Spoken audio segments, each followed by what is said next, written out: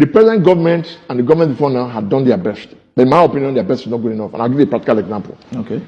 The problem confronting Delta North today is not roads, as important as roads are. It is light and water. So the present governor, Sheriff, is faced with a situation where it cost, according to him and his handlers, 59 billion naira to build one flyover in Agbo Romi Junction, which deserves a flyover. Agbo deserves good roads. I grew up there partly, so I know Agbo. But it will cost 30 billion naira to reticulate water in Ogwashuku. It will cost only 20 billion naira to do the by step down. Now, I ask you as a journalist, Elama, you are well respected. Your program is well respected and well watched. Which is more important? Road, flyover, 59 billion, or water, 20 billion, or light, 30 billion. I'm sure, that light and water is basically human existence. But road contributes to human existence. I agree, but you must drink water to stay alive. But you need the roads to transport yourself from one level to another. Yes, how many people have? No, I said flyover. Flyover. It's not even just a road. Flyover. How many people have cars? But everybody must drink water. If not, you dehydrate. When you dehydrate, what happens? You die. Everybody must have lights. Cottage industries must work. Students must have light to have access to the internet to do have their proper lectures and their assignments. So, in my opinion, and I dare say, in the opinion of any right-thinking person, light and water should come before flyover and roads. But what do you have? The money is there. They prefer to go and do flyover. Forgetting that, yes, there's money in flyovers. You negotiate with contractors. We know this Nigeria. We know what we mean. But you can also make more money from light and water. My senator Ned even offered, okay, let me bring some people from abroad to come and finance it. And over time, recoup their money. The state government said no. Why would that happen? So we wish the governor well. In life, when a man is ignorant, he fights for selfish reasons. I intentionally played this video before making this video I'm making. So I want you to pause and read this document.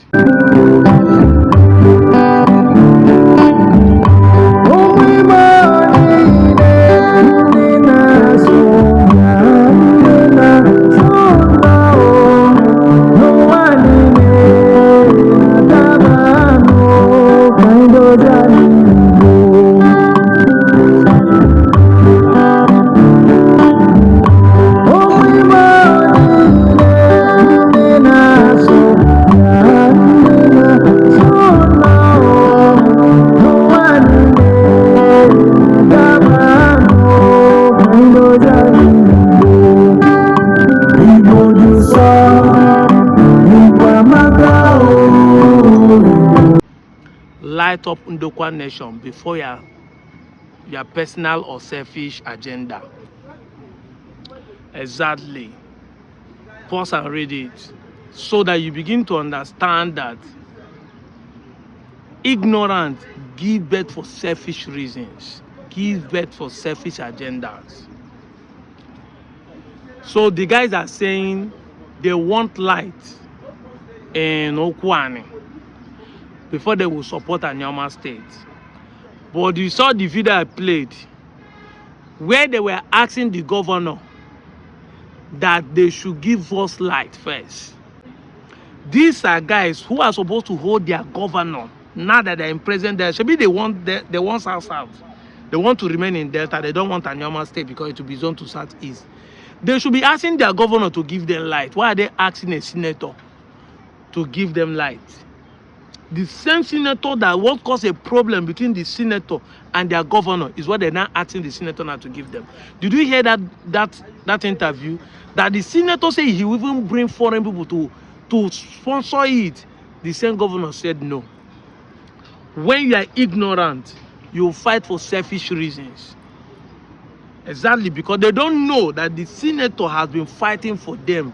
Now they have turned against him because of another bigger picture. Ignorant people everywhere. I've said it time without number. Our problem in this country is not bad government. I can swear to you. It is not bad leadership. Our problem is not even no money. There is money in this country. It's not lack of manpower. Our problem is that we lack knowledge. will not get sense, will not they think, and will lack information. They will rather sit down and be criticizing without making necessary research to know what is going on in their society. They'll be ready to watch TikTok, people shaking bomb, but will not sit down to listen to news to know what is going on. If this guy has made a simple research, he would have known that somebody has demanded for this, but their governor refused. He would have channeled his right into the right source. But no, they will not. Now he's saying Ukwuani nation, they should be light up. So now you are ready to fight for only Ukwuani nation. It's no more the whole of Anioma. What a selfish people. We are here fighting for the entire Anioma, the entire Deltanos and the entire Igbo nation. But you want to become an Igbo nation because of selfish interest. What a selfish people we have in this group. You want them to accept you by giving you a thing that you can get by being who you are. That's what we are talking about. Are we not fighting for light? I've been the one speaking on the light that does not exist in Delta. I made a video using Sabalo and Robo Guy video where he was complaining that his village does not have light. I've used it to ask for light for the entire Delta. And I've also shared this video when this man made this statement for the Ukwuani nation to have light. We have been fighting for them, but when it is time for all of us collectively to fight and get something, they become more selfish. Now he's saying Ned Nwoko is doing for selfish agenda. So before you are born, when Osadenis were asking to have a Anioma state, were they doing it for their agenda? These are the people we are sharing the same state with. No wonder you cannot identify with your origin. You don't even know your ancestry. You are beneath today. You want to be Igbo if they give you light. So if they don't give you light, you refuse. So light is the reason why you should deny your ancestry. You deny your origin. You see what we're talking about? You see, definitely you know who you are, but your self-hate has consumed you. Self-hate, that is the right word. It's not delusion. You hate yourself, but you think you hate in the Igbo. Exactly. You hate yourself, but you think you hate in the Igbo. Ibulonyo Ukwuani. Abokwi na si mbene otofeno ajeno. Ibulonyo Ukwuani. Listen to me. You have a gold in your hand to become a constituency on your own. You want Ned Nwoko to light up your place before you become an Anioma. But if you become an Anioma, you have your own senator that will come from Ukwuani. Go. Because now the state will be divided into 3. You must have 3 senators. And the 3 senators must go with one from Ukwuani, one from Enuani, one from Eka. These 3 senators. Then Ukwuani, you can now hold your own senator accountable to give you light. 10 years, you don't have light in some communities. Now somebody wants to deliver you. You are playing politics of selfishness based on ignorance. Because it's ignorant that's making you think this way. Selfish agenda. Who told you that he will become governor? You have concluded, and tomorrow when what you say happen, you say I've said it, and you don't want to be happy. You should be a prophet and clap for yourself. If you know that he's doing it for his selfish agenda, that he's doing it for his own personal agenda, whether to become a governor or not, you should be happy when it comes to pass, because what you say have come to pass. You're a prophet. Say it in your own life too. Say it to the light we are looking for, that I said that light will come, so that we will see how it will work out. We have to tell ourselves the truth.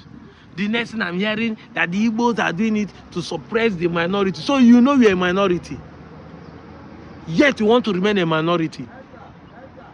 When you know that majority must always win.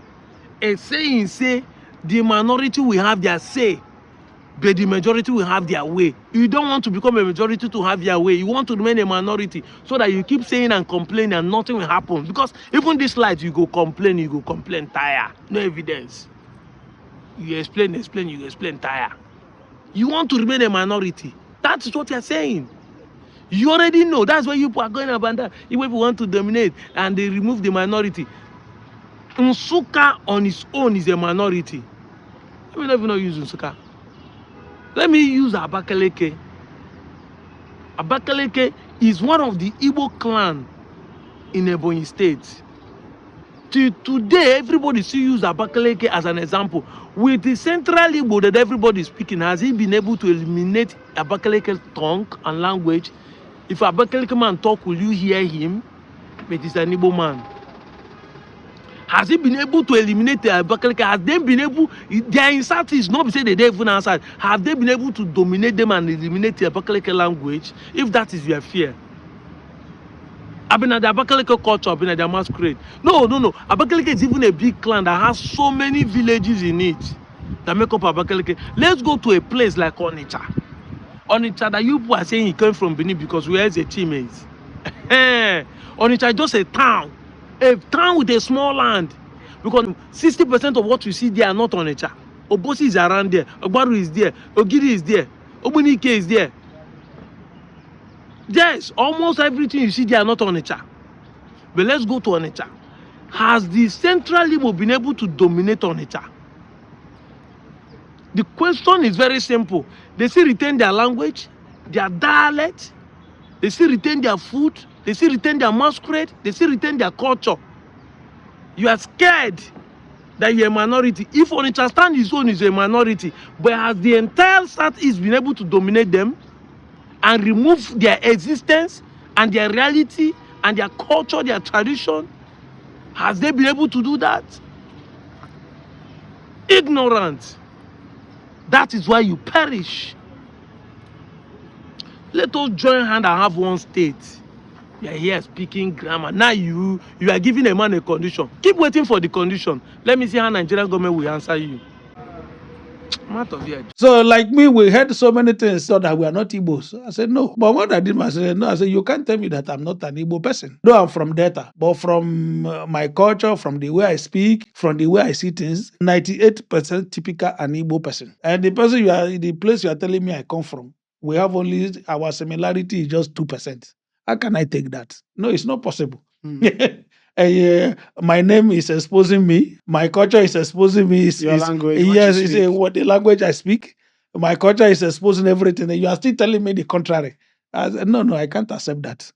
Yeah, I need to unlearn. So most of Nigerians, they came with what their fathers have told them. That is what is their mind about Igbos. And anytime also they hear one bad thing about Igbo, they amplify it. You see, this is what we are telling you. That is how Igbos are. And the truth is that there is no crime Igbos commit that other tribe in Nigeria have not committed.